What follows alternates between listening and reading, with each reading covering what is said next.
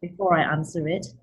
As mentioned by you, Singapore has been promoting mediation, although it is still at a nascent stage. What is the percentage of companies in Singapore that use mediation in their restructuring proceedings?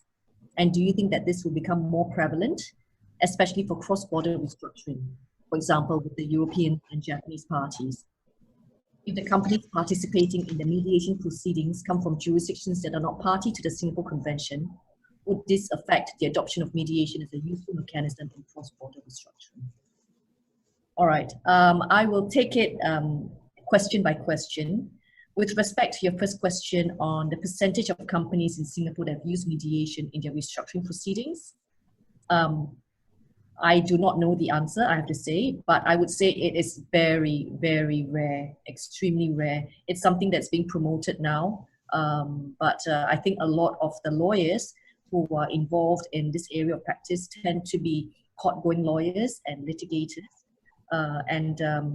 Although some are familiar with the use of mediation in other types of proceedings, this is still very new in restructuring insolvency cases.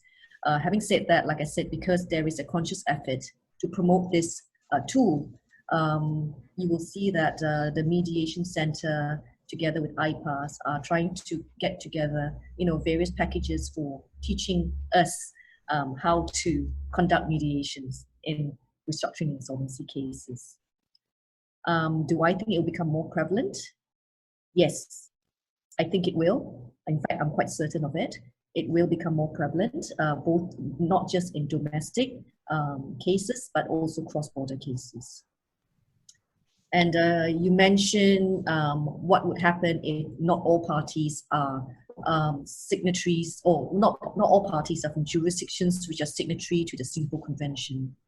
I think it may make a difference, but not much, because mediation tends to be a consensual process anyway. So on an ad hoc basis, it could be that the party themselves would voluntarily agree to terms that may perhaps be in the Singapore Convention. I would expect that that would probably be the way in order to start it. As to how it would work, I currently don't have any experience, so I should just leave it at that. And I hope I've answered your question, Irene.